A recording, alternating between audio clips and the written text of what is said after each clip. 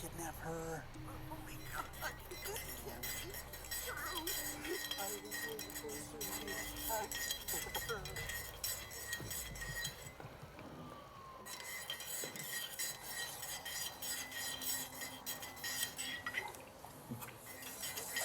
Still, that's what Yeah, this still means giving me you. to talk to Jack about kind of have an idea what's going on.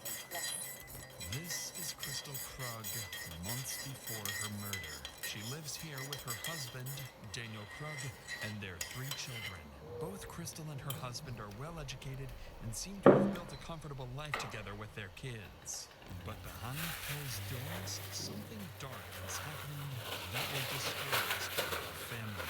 All because Crystal's been dealing with a stalker obsessed with her, sending her constant threats and claiming to watch her every move. This officer is here to check her car for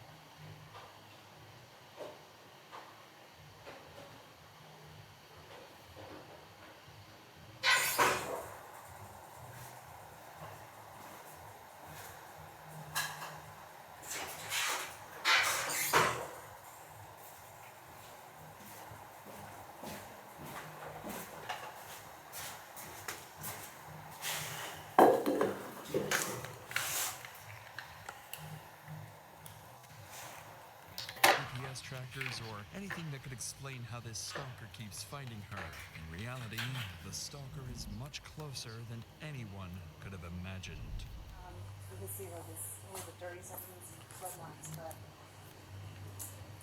like my street looks like that. There's no one out. Like I know the normal cars. Yeah. So I don't know where he's falling from. Okay. I only see the traffic.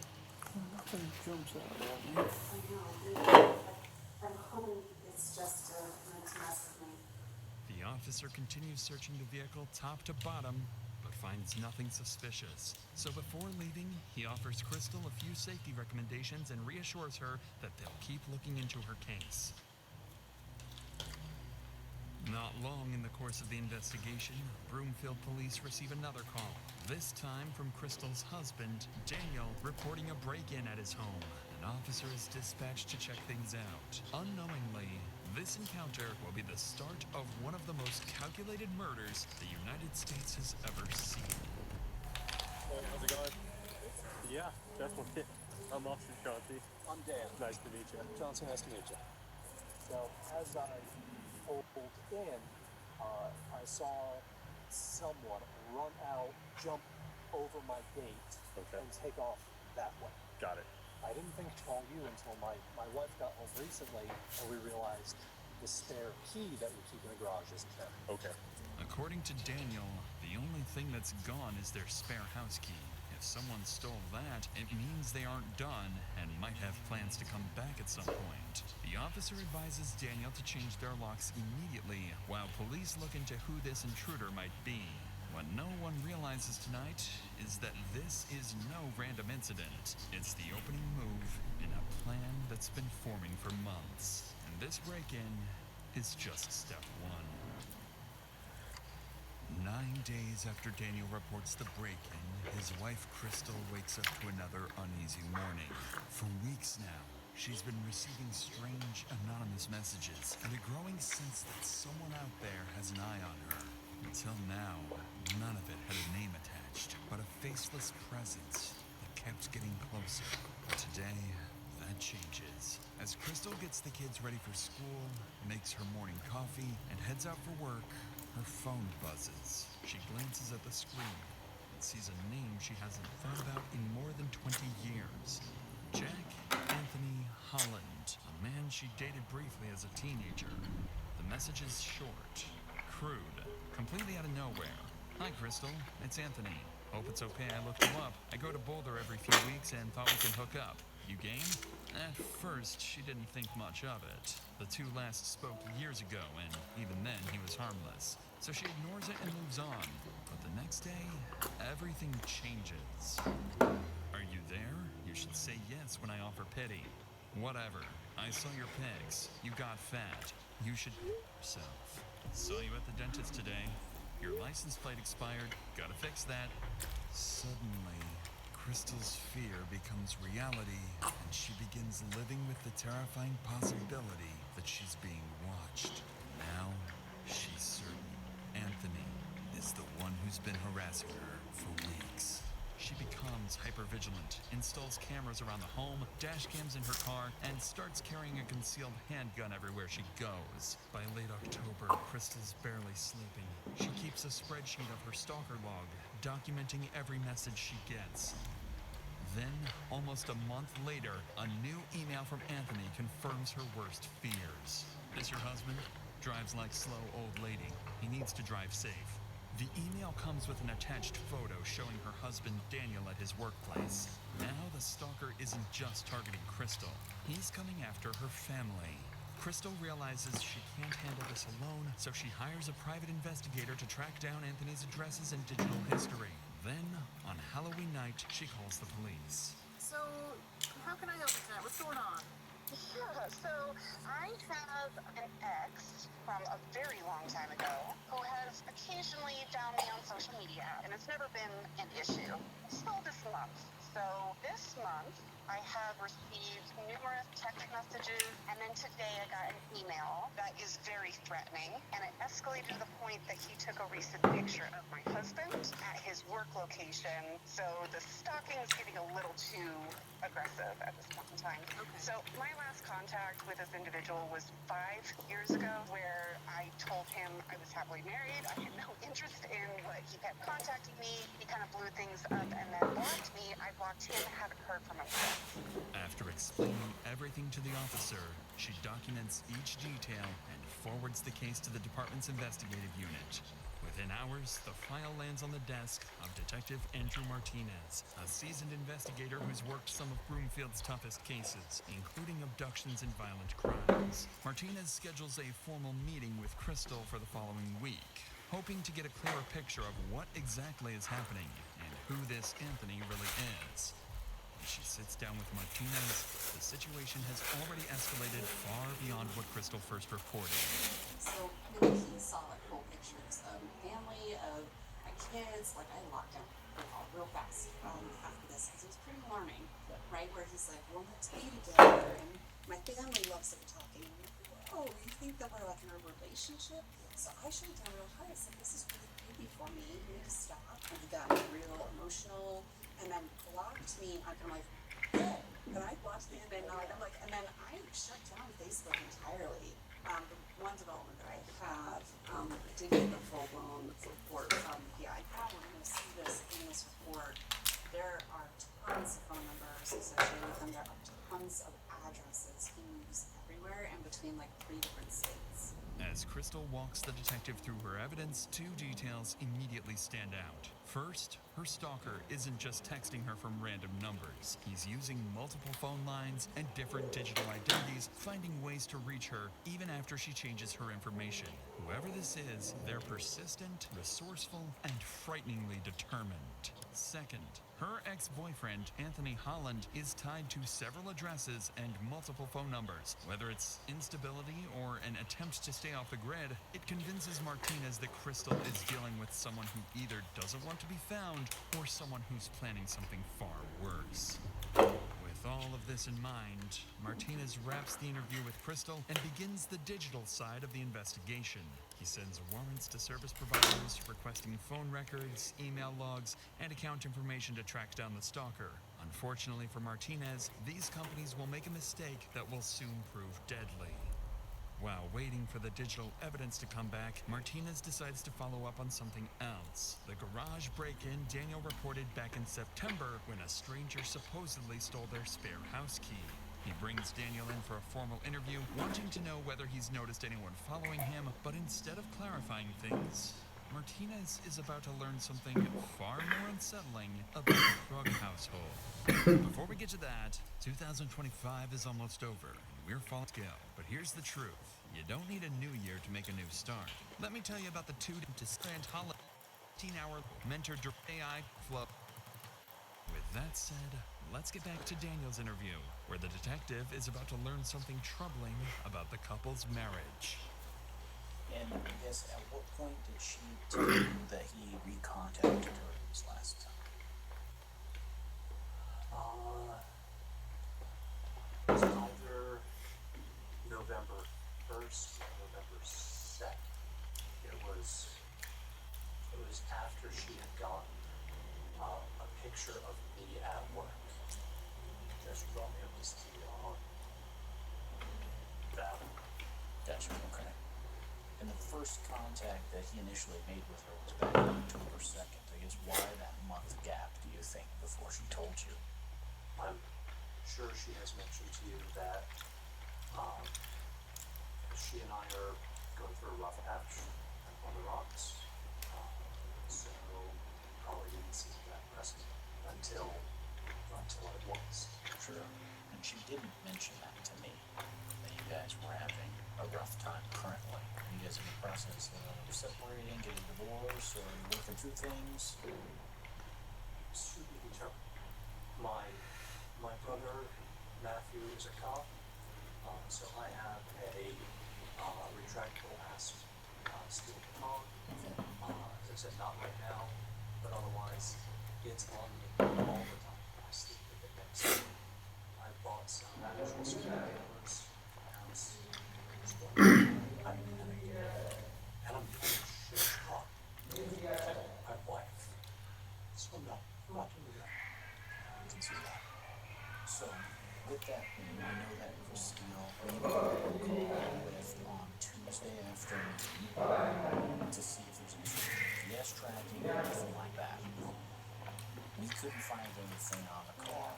If Anthony is watching you guys, it's going to be in person from a distance or nearby or however. So that poses an interesting issue in itself. From Daniel's reactions, it's clear the stalking is taking a toll on him, too.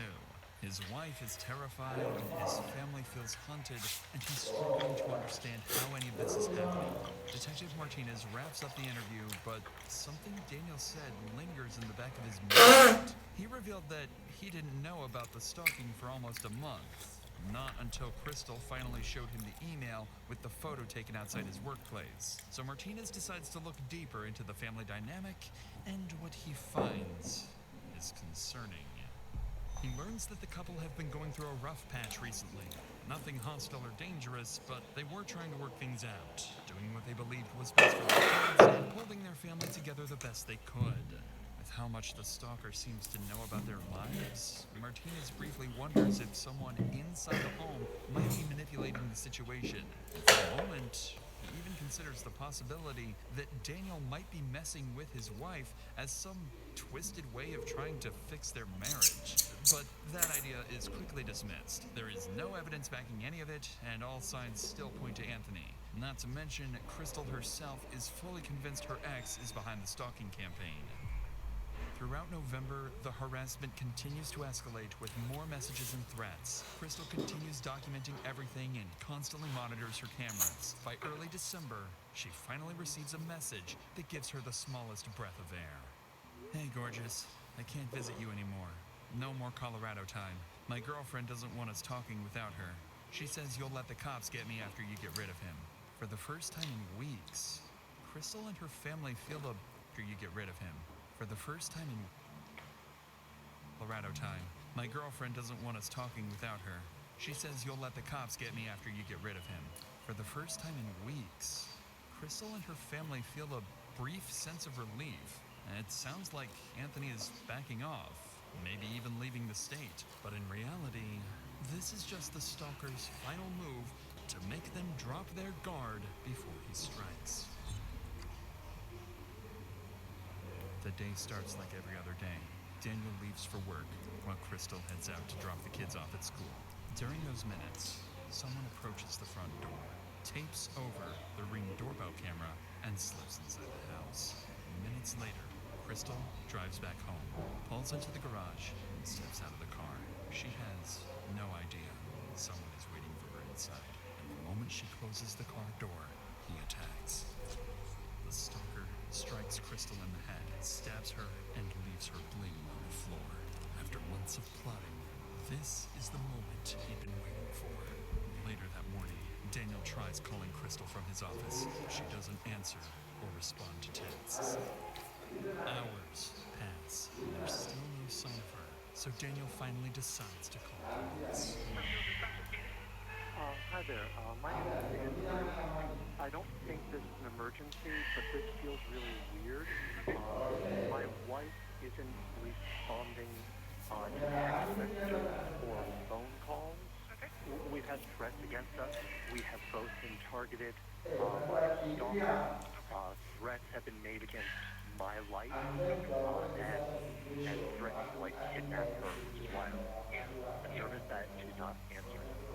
Within minutes of Daniel's call, an officer is dispatched to the Krug residence to check on Crystal. At the same time, Daniel also calls Crystal's mother, asking her to go check on her daughter, sending her straight into the worst moment of her life. While she makes her way there, the officer reaches the house first.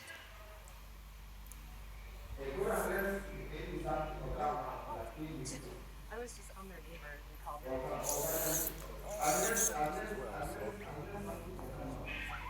Just next door? Okay. Alrighty, man. Appreciate it.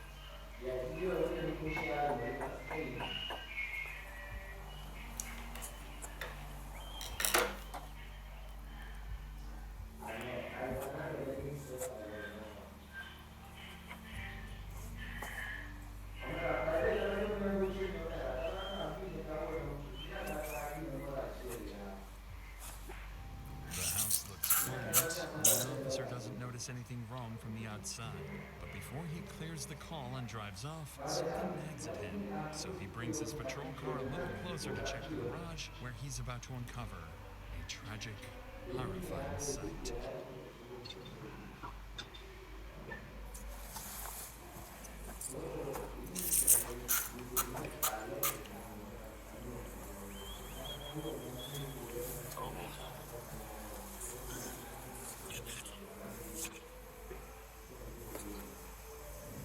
As the officer leans in for a closer look, he spots a body lying on the floor, motionless, with blood smeared across the wall.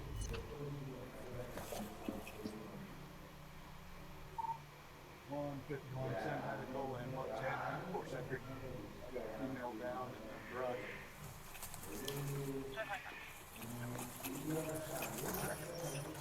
Roadfield police! Roadfield police! Oh, shit. Holy shit. The officer steps into the garage to find Crystal with what looks like a severe head injury, so he immediately begins performing CPR, working on her for several moments with no success before opening the garage door to give medics access. But instead of paramedics, someone else soon arrives. Garage is open now.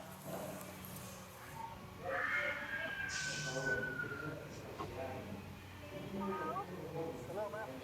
I need you to stay out, please. Okay.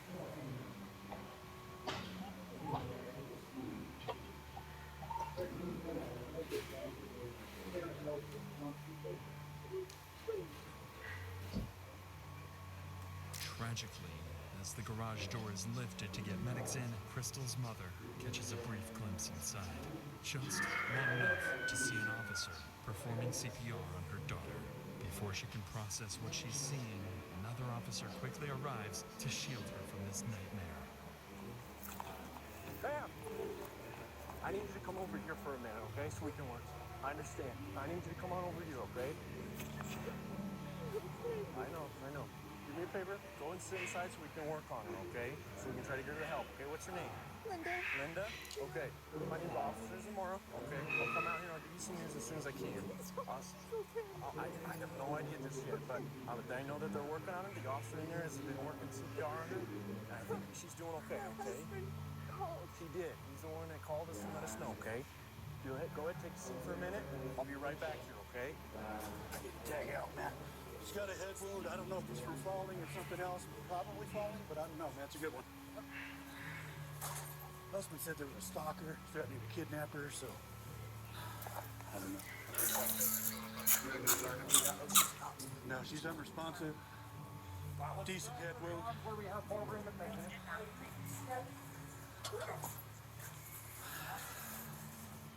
While medics continue working on Crystal inside the garage, an officer stands outside reassuring a distressed woman who's just arrived, unaware that this is Crystal's mother. She's shaken and terrified by the horrors she witnessed inside the garage. Linda would later learn that none of this was random, and finding her daughter like this was always part of a twisted plan. Back inside the garage, medics keep working, still trying to revive Crystal, not yet aware of the fatal wound hidden beneath her clothing. Did you see anything other than a fall type of wound? Gash on the chest. That's a stop move. That's okay. Damn it.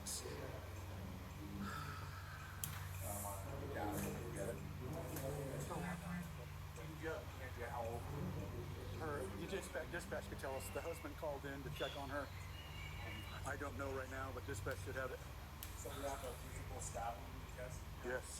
Right above the heart. And then let's, we are asystolic. Yep. Yep. Jermaine, are you good with this? Or are we... How recent is this done? His husband said he couldn't reach her for transport. We don't know if it's within 10 minutes now. Okay. Yeah. Husband has not been able to reach her by any means for a few hours. Stab wound to the chest. Let Henry know that. Medics work for only a few minutes before realizing there's nothing more they can do. Beside Crystal's body, tucked inside her purse, the officer notices a handgun she never even had time to reach for. With the immediate area secure, officers spread out throughout the house, searching every room for the attacker, but no one is inside. And as officers step outside the home, they start noticing small details that don't line up with an impulsive crime. Yeah, I don't know the backstory. Husband said there was a dude who's been stalking her and threatening to kidnap her. And Martinez was involved, and Martinez just said, hey, this is a big old... I don't know, dude. I don't know the history on that part. Martinez does, though. He said he's coming in. So, other than that, we're just kind of securing the scene and waiting for detectives, you know? See what they need. I kicked that, yeah. That's interesting.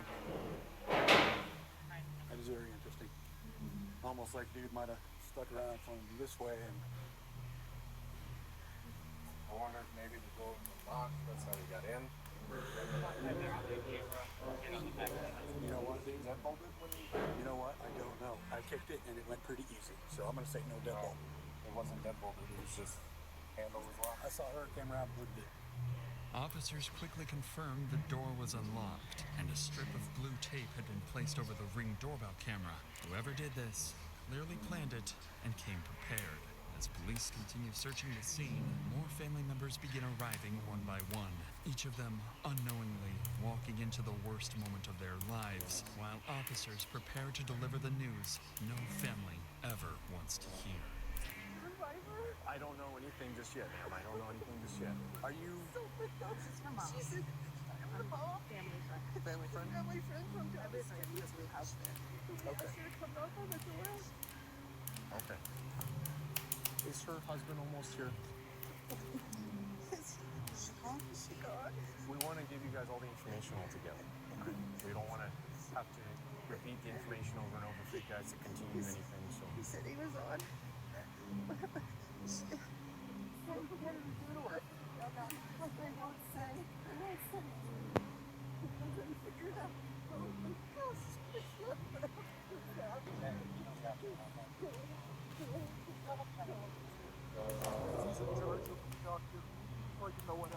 Absolutely. As soon as someone frees up, we can tell you. I'll send him your way, okay? Our son's on his way. Is this your daughter, sir, or your daughter-in-law? Those are my daughters. It's your daughter, and so her brother's on his way.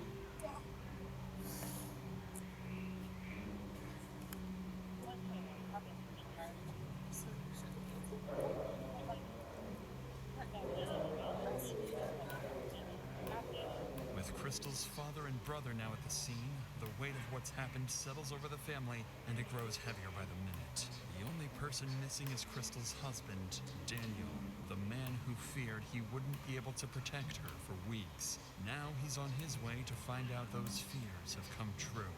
As they wait for him, detectives arrive at the scene and begin coordinating their next steps to hunt down whoever did this. Little do they know, the killer they're looking for is still in the area, much closer than they think. So I pulled my car out of the garage to see her car was in the garage, and I immediately saw her at the base of the stairs, blood smear on the wall. And I came around and booted the front door. It turns out it wasn't locked. There's also a piece of masking tape over the ring camera.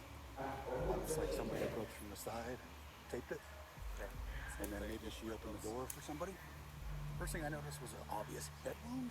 They noticed after tearing the shirt and everything off, she had the head stabbed right there. So that's what I got. Husband should be here any minute. Okay, so I need another detective up here to start working with canvassing. I need you to stay here, and Martinez is coming here, so he'll be good with that. I want you and Martinez to work on this. I want to give... Martinez is working on the stock. Yeah. Well, we got to be careful. We have to be careful. We don't know. So anybody that's here is still suspect, so we need to make sure we stay focused on that. As investigators discuss plans to interview Crystal's family and her husband Daniel, he arrives on scene, cutting the conversation short. Right away, he makes it clear to everyone that he's nothing more than a devastated victim, overwhelmed by what's happened to his wife. Okay, I need you to stay back there. I understand. Stay back here. Family's over here. Family's over here.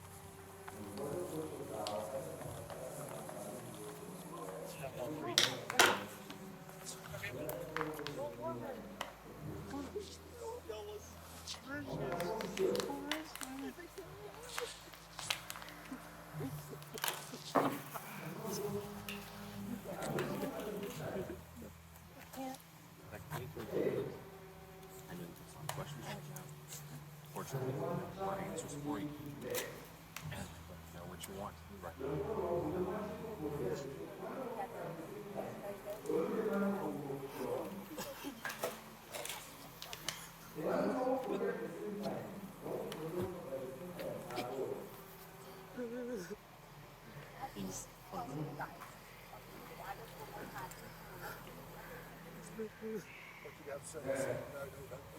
Leave me over there.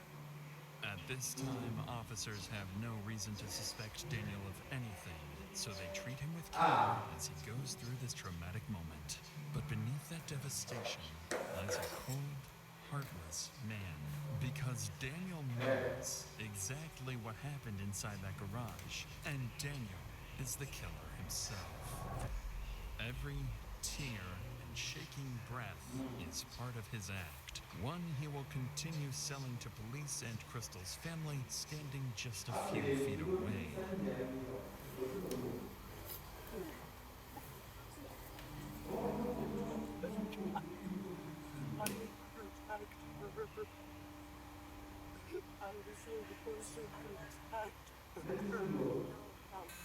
We're not going to talk to her. We're not going to say, nobody says anything. We're just going to tell her that we don't tell her. This is a family matter. We're just going to figure out a reunification.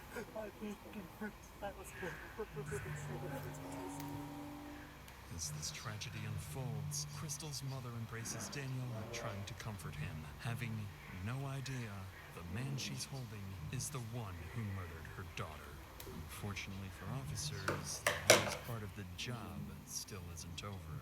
As the family grieves outside the home, a detective is sent to the school to pick up Crystal's children, who still have no idea what happened to their mother. When the detective finds Crystal's eldest daughter, she's already shaken. She's been watching the live camera feed on her phone and saw enough to know something terrible happened. But what she tells the detective next is what truly alarms her. Her mother's stalker has been hinting at something far darker recently, and he might have deadly plans for the rest of the family. My phone notified me on my husband's my mom. There's police at my house and an ambulance And then there's the stretcher.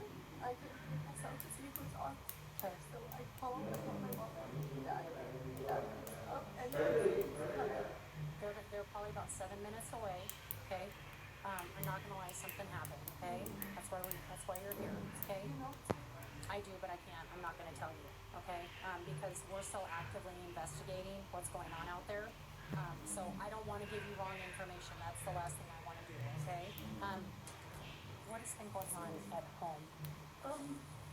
So this kid has been threatening mom, stalking her, taking photos of my dad, and that he's going to kill him.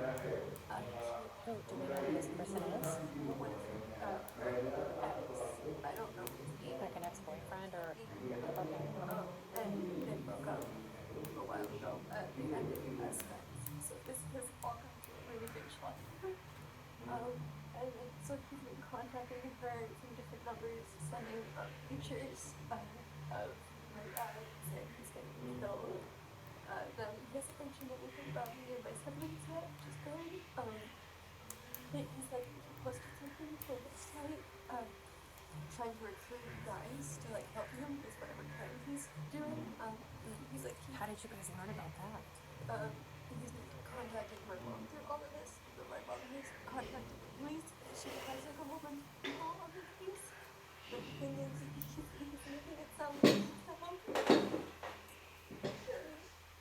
She's not.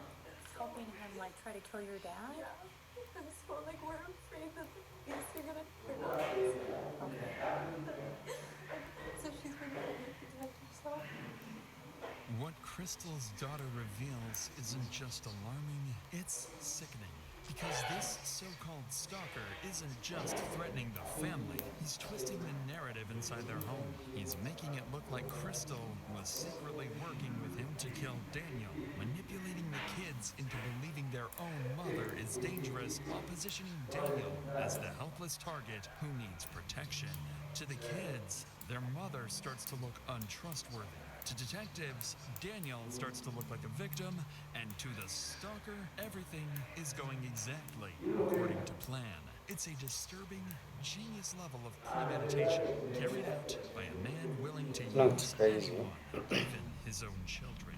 The detective holds this information and coordinates with Crystal's sister-in-law, Kate, to get the children safely out of the school.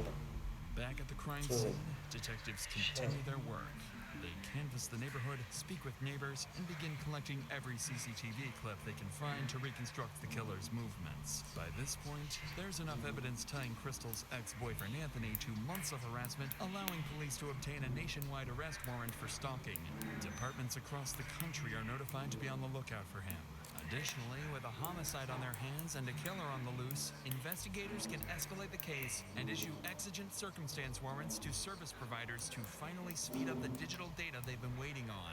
If Martinez received those files weeks earlier, things might have been very different.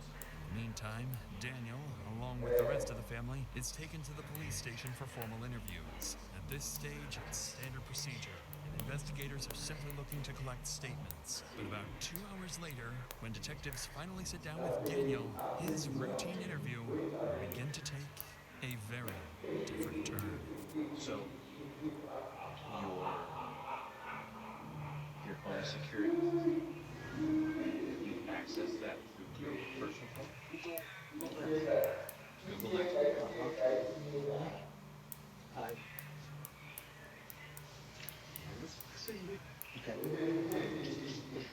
A home. Okay. I have your permission to operate this phone and get what we need? Yeah. Okay. So how many different cameras do you have? 4. Doorbell. Side of the house. Bathroom. How long have you had it? Doorbell, a couple years. The others, all since September. We had an intruder. I called the police. They came when we had a garage intruder. A month after Daniel reported the garage intruder back in September is when the stalking first began. And by then, the couple had already installed multiple cameras around the house, plus their Ring doorbell. But even with all that security, and after police confirmed they had no GPS trackers on their cars, the stalker still found a way to follow them, sending Crystal a photo of Daniel walking into work and texting her about seeing her at the dentist. So as the detective scrolls through the surveillance footage to understand the timeline, he notices something strange that catches Daniel off guard. When do your cameras go off? Do you ever have them set to turn off? 24/7. They don't turn off. If or in the app, you can turn them off. And who has the ability to turn off the cameras? Who has the ability to go in the app and turn this off? Christine, me, and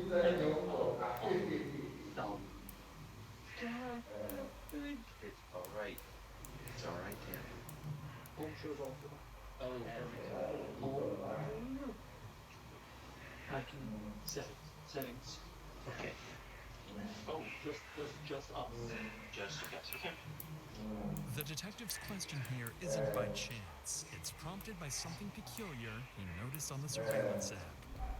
All of the home's cameras shut off at 8:15 a.m. and they stay off until 10:15 a.m. Only the camera pointed outside the garage remains active during that entire 2-hour window. This instantly narrows the murder time frame to those 2 hours. Just then, Martinez finally arrives at the interview room. He's the lead detective who's been handling Crystal's stalking case for months, and now that case has become something far worse. He sits down with her devastated husband, feeling the weight of the loss they both couldn't prevent. They didn't save Crystal, they couldn't protect her, and now they're here, mourning her loss, trying to piece together what happened.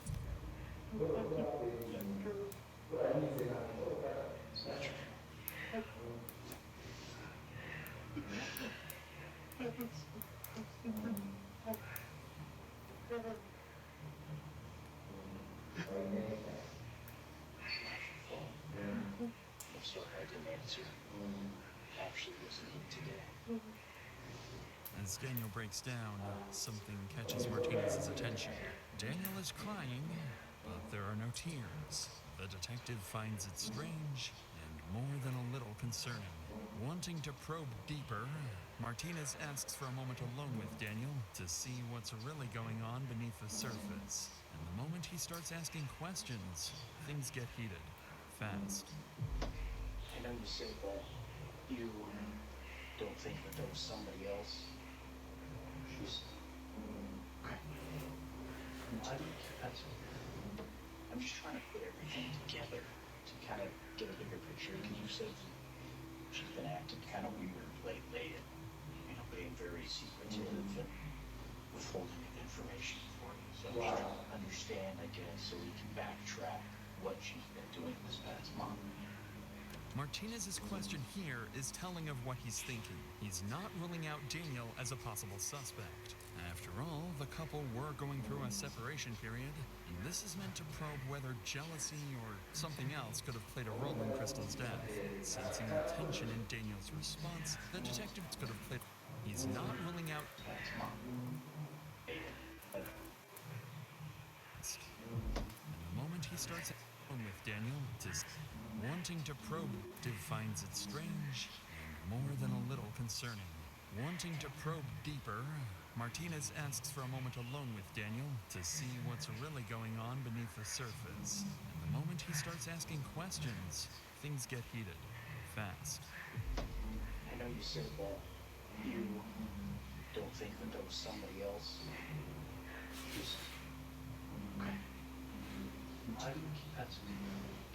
I'm just trying to put everything together to kind of get a bigger picture, because you said she's been acting kind of weird lately and, being very secretive and withholding information for you. So I'm just trying to understand, I guess, so we can backtrack what she's been doing this past month.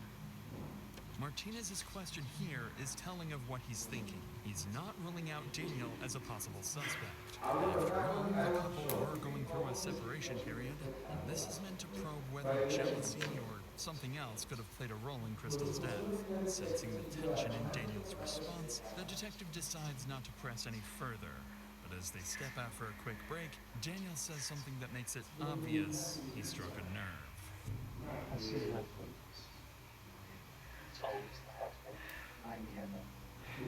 After detectives collect the initial information from Daniel, his children finally arrive at the police department. They still don't know what happened to their mother, only that something is very, very wrong.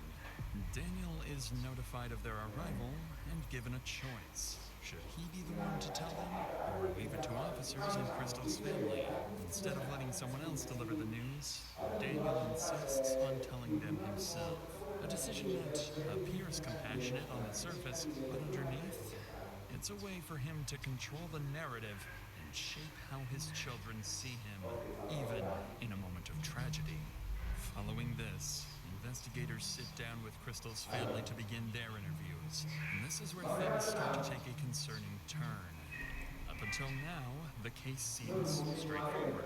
Crystal has a stalker, her ex-boyfriend Anthony. That stalker killed her. Find Anthony, and you find Crystal's killer. But once detectives start speaking to Crystal's parents, brother, and sister-in-law, things become far more complicated. And what they learn next will force them to reconsider everything they think they know about Crystal, her marriage, and even her stalker. See, so you're stating, I guess, of their, it's the ex-husband who's been kind of. It's not about my husband, it's an ex-boyfriend. For when she was 18 years old. Okay, gotcha. Can you think of any, I guess, recent, has he reached out to you? Have you seen any? No, he's never contacted me. Message to her again 2 days ago or so. But ready to come back. So she can go ahead and offer her husband now. Make it look like she was in on this whole deal with killing her husband. Do you think there's anything, doesn't feel right, doesn't seem right, something that, I don't know, you just feel like might be important to our investigation? I don't know, like, I know that Christine was, like, very concerned and worried about this guy, and I just always felt like it was, like, there was something weird about it, like, that I can't put my finger on it. It just, I feel like she had said that it was, like, this Anthony guy, that it seemed very different than past behavior in him, like, that he was never sexual in the past, and that these were, like, very, like, hypersexual things. And so I think even at one point she was like questioning whether it was actually him. I don't know if you necessarily know anything more about that, but there's also just gonna make you guys are kind of close. You just see if you need some sort of insight on that at all. Insight on their marriage. Or just, was there issues going on? Were they having problems? Was there, kind of anything was going on? She had shared with me that they had separated. Okay. But we're still living together a year ago. And I had asked her if she, over text, if she had, if she believed that it was Anthony. But she didn't believe, at the time that I was asking her, that it was anybody but Anthony. She was fully convinced that it was Anthony. Okay. My mom has always been, like, suspicious, and I just, like, don't know where that comes from. Okay.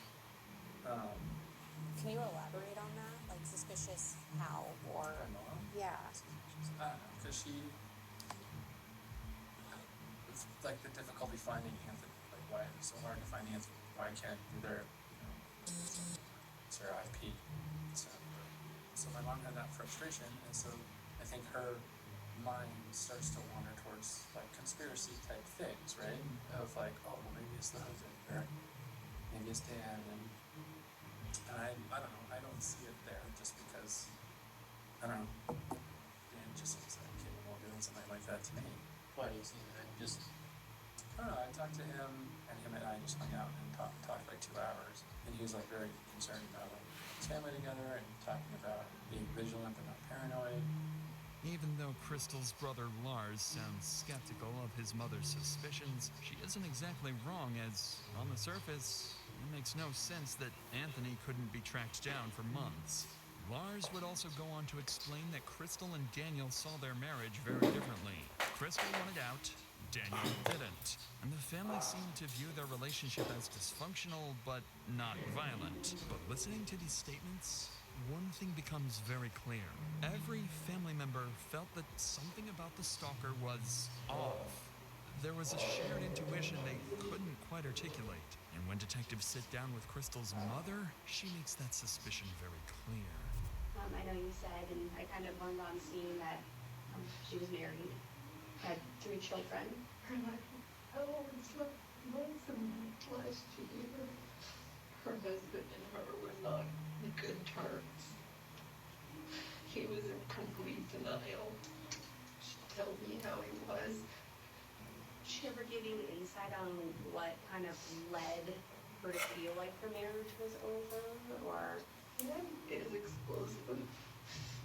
But I've never seen him, hurt her.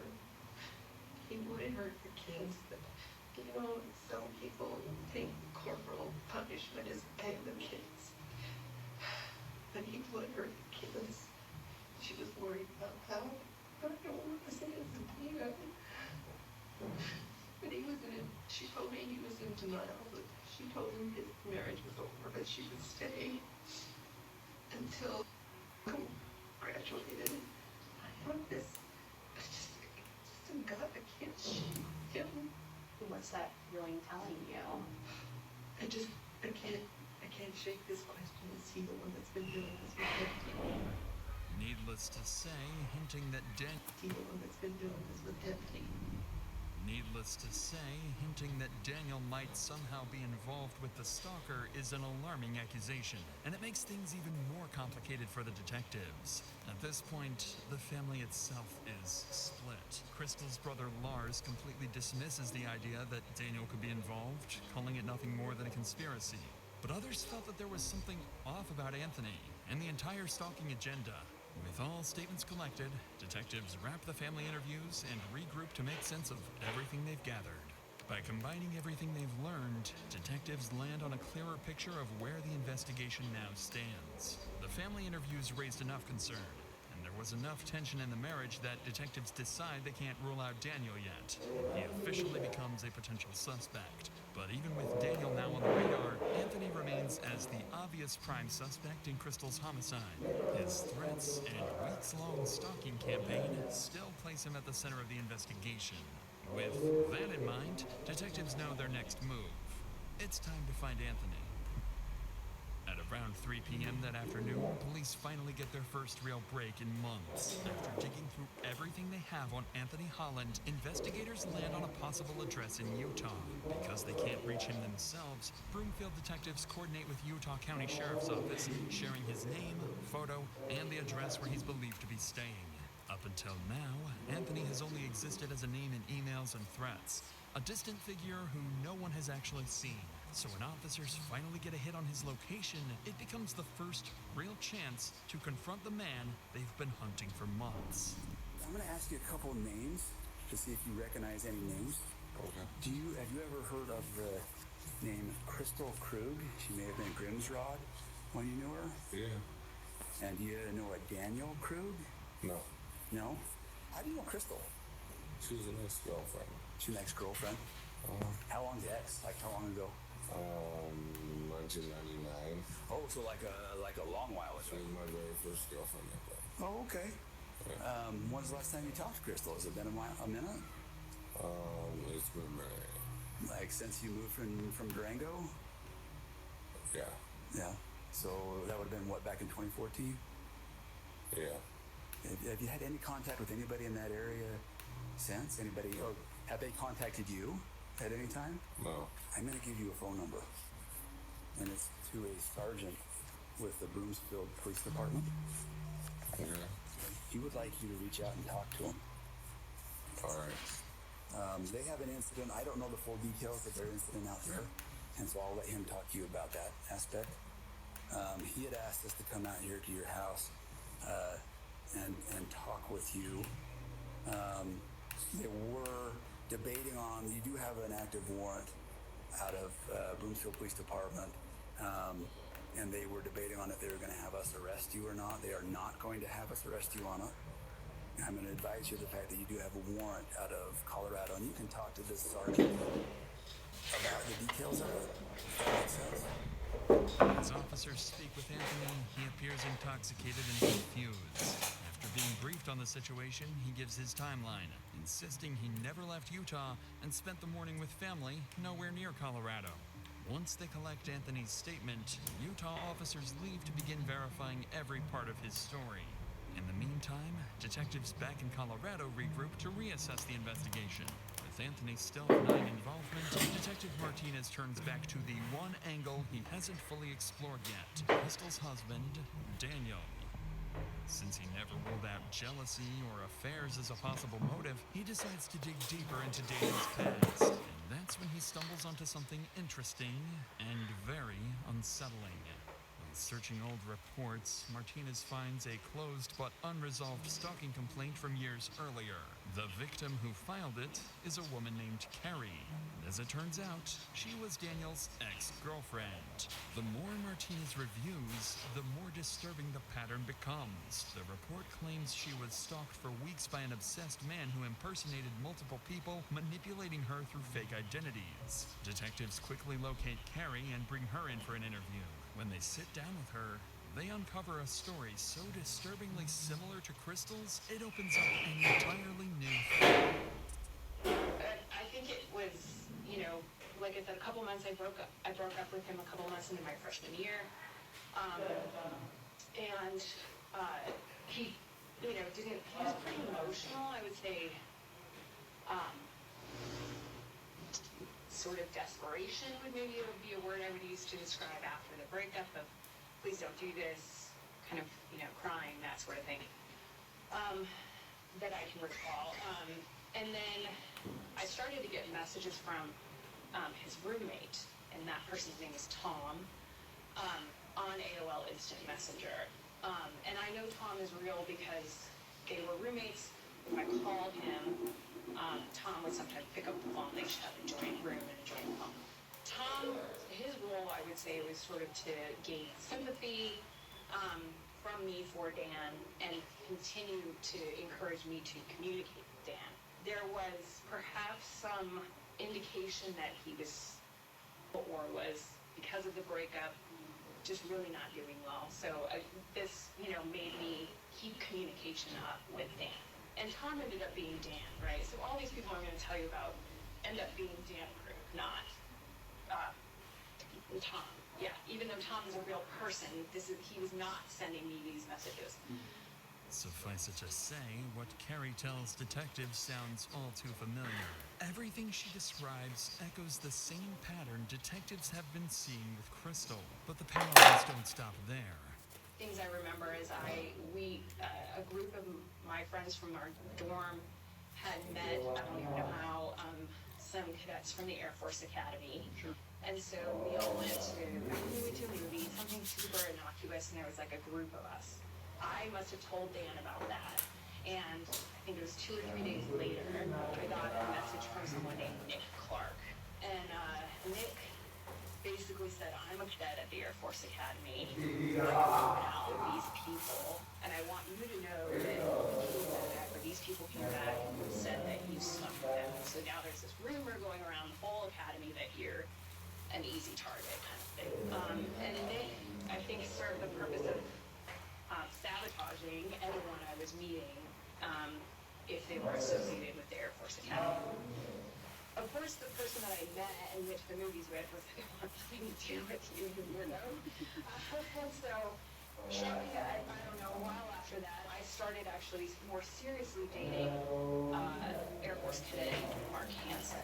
Then, of course, Nick Clark made a reappearance, and I was getting pretty consistent messages from him. And so he said, we need to find out who's doing this. And he got me a meeting with the Office of Special Investigations at the Air Force Academy.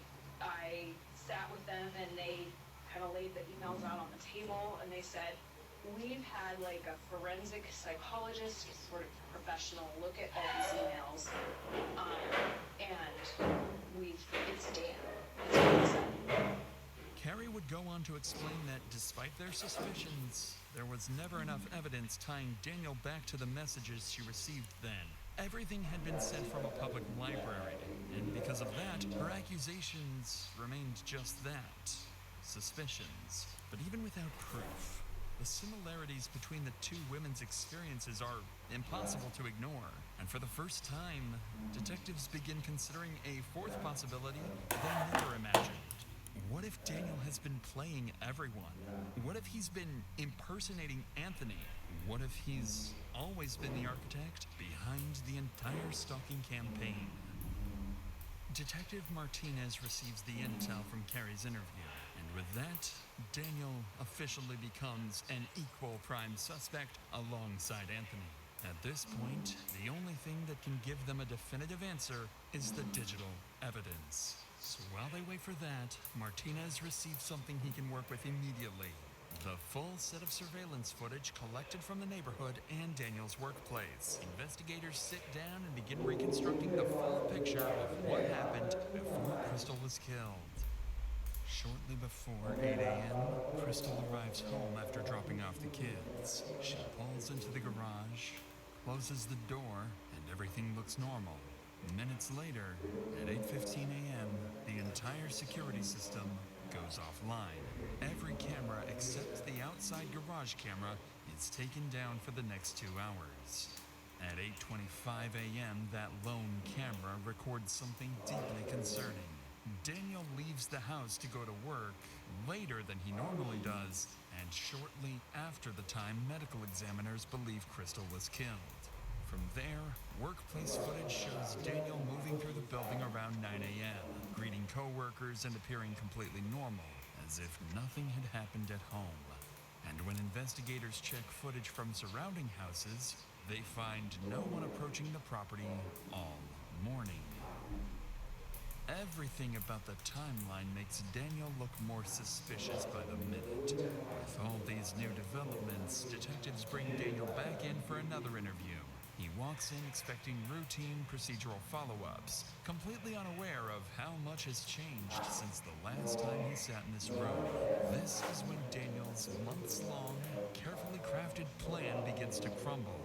This time, Detective Martinez walks in with a completely different energy than before. He's no longer feeling Daniel out. He's here with one clear objective: confront him with what's been uncovered and see if his version of events finally breaks. Oh. Yes, I tell. Just kind of about everything. No. No. I have two different voices going through my head right now. I have my brother Matthew, and I mentioned his insurance lieutenant. With his voice, Tom, typical cop fashion American hustle. So I have Lynn's voice in my head going, gotta find a lawyer.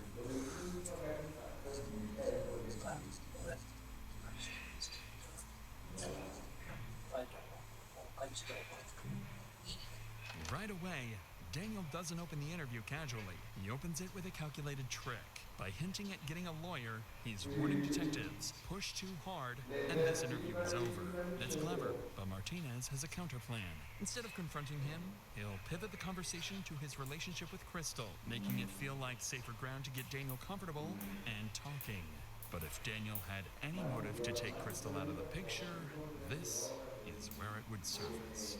Well, I'm sure, especially when it's trying to work together and keep safe, keep your family safe, keep your, as dysfunctional as it is, you still both have the common goal of keeping Anthony safe, right? I had her as a partner to protect the family, but it didn't feel like a partner who valued me. And I told her that morning, I told her I didn't want to die for seeing about me. That's really hard. I was hurt when I said that. And what I wanted was her to say she cared about me. She did. Although Although Daniel is being honest about what was going on in their marriage, to detectives, moments like this only add to their suspicions. Resentment, rejection, a failing marriage, these are all things that, in the wrong circumstances, can turn into a motive. And this is exactly where the interview takes a sharp turn. What Daniel doesn't know yet is that since his last interview, detectives received something they kept secret for this exact moment. One of the tech companies finally responded to their urgent warrants and provided some of the digital data they needed. And as it turns out, the emails the stalker had been sending, the messages that terrorized Crystal for weeks, were coming from somewhere much closer to home. One of the things that we really started looking into today in an effort to find Anthony is the Gmail. So some of that information that we've been able to receive today is a little bit concerning, I guess. That Gmail account, the Kickman account that you guys initially received with the photo of you in it, and the phone number, those originated through IP addresses at your office. Doesn't make any sense. Well, he took the photo of me at my office. Both of those accounts originated from IP addresses that was back to your office.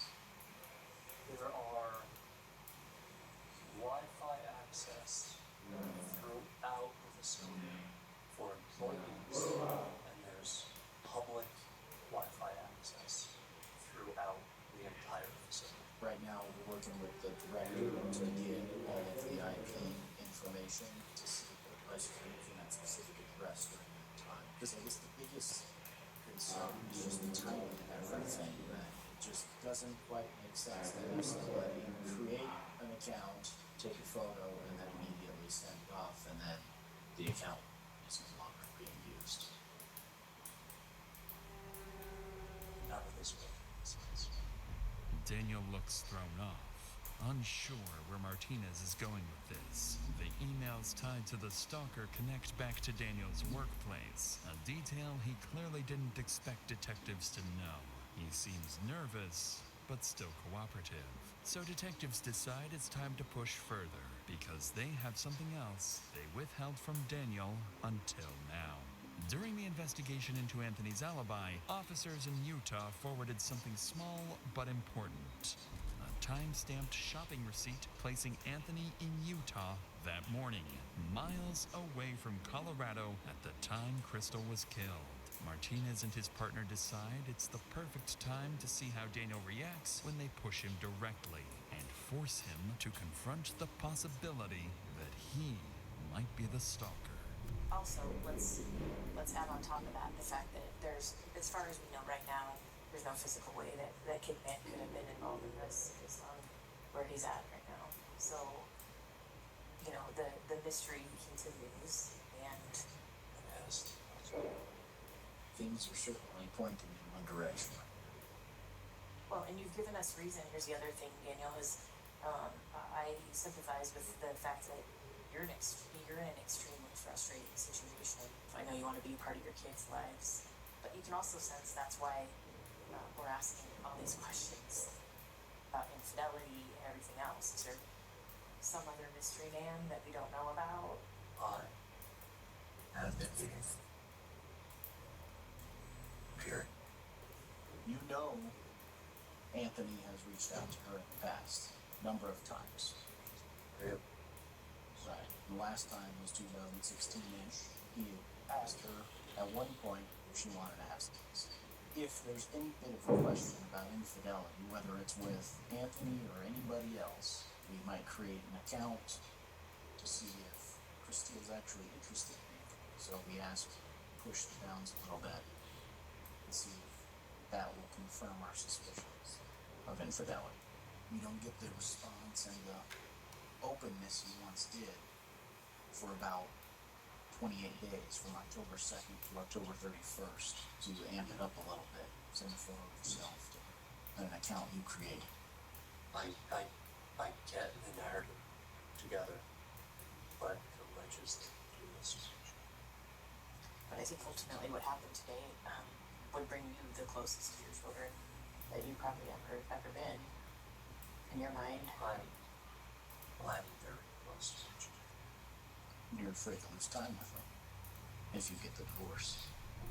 Clearly, detectives managed to perfectly articulate Daniel's reality, one he may not have even fully admitted to himself. He is a man so terrified of losing his children, so desperate to stay in control of his family, that he would do anything if he felt it slipping away, even if it meant murder. The detective's brutal honesty leaves Daniel speechless. He doesn't argue or deny it. He just sits there in quiet resignation, wearing the look of someone who's realizing everyone can see straight through his lies. If you were watching these unfold in front of you in a movie, what would you say happened? That was able to turn off the cameras, that was able to use your IP address from your work to create accounts, to send messages and photos, to act as a stalking suspect. No, I'm not one who does this. I'm analytical at work, and I read and write fiction at home. I don't do crime drama. I don't know what this is. Picnic is 6.5-hour drive. And then in fact he was contacted in his house, severely intoxicated. There's no way he could have made that drive. All this time, I've been looking for him. The protection. Just found him. Today, like that. You've been chasing a dog. Sounds like you're accused. You have a lot of information that points your direction. And you're hoping that you could provide explanation other than it wasn't me. I don't have a narrative story. What would you think? What would you say if we told you that other people you talked to were close to your wife to express that she had maybe told them that she suspected you of This is about right in my face. And she wanted to know if it was me. I told her no. But I think there's more to the story. Like, I don't know, it just doesn't, it's not adding up. I'd like to know what happened this morning. I'd like to know what caused you to get so upset to hurt your wife, because I believe that's what happened. Well, I want to know what happened. You haven't been there to know. There's only one person in this room that can tell us. I think you got confirmation or found out that she had a boyfriend, or something happened that pissed you off, and you did something that you regret now because you can't go back. I'm asking all questions that I can. You have your theory. Find the light. You're done. As calm as he's been this entire